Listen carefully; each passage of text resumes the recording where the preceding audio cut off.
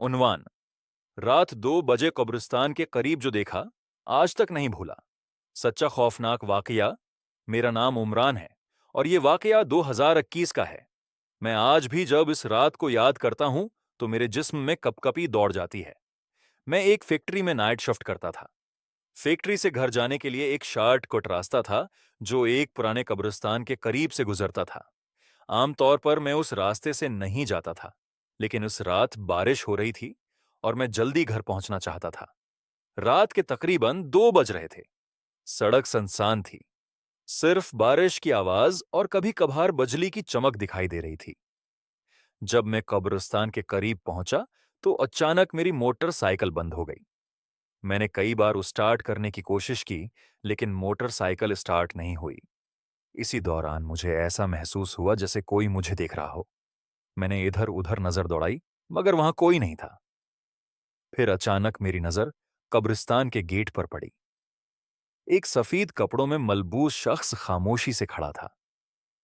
पहले तो मुझे लगा शायद कोई राहगीर होगा, लेकिन जब बिजली चमकी तो मैंने देखा कि वो शख्स मेरी तरफ मुना किए खड़ा था, मगर उसका चेहरा बिल्कुल साफ नजर नहीं आ रहा था।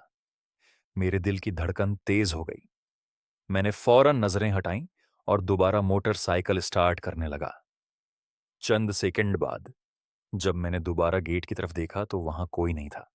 मैंने सुकून का सांस लिया और खुद को समझाया कि शायद मेरा वहम था। लेकिन इसी लम्हे मुझे अपने पीछे किसी के चलने की आवाज सुनाई दी। टुप, टुप, टुप। ऐसा लग रहा था जैसे कोई बारिश में आहिस्ता आहिस्ता मेरी तरफ बढ़ रहा हो। मैंने हिम्मत करके पीछे देखा, लेकिन वहां कोई नहीं था। अब खौफ मेरे ऊपर मुकम्मल तौर पर हावी हो चुका था। मैंने जल्दी जल्दी दुआ पढ़ना शुरू कर दी। अचानक मोटरसाइकिल खुद ब खुद स्टार्ट हो गई। मैं फौरन वहां से निकल गया।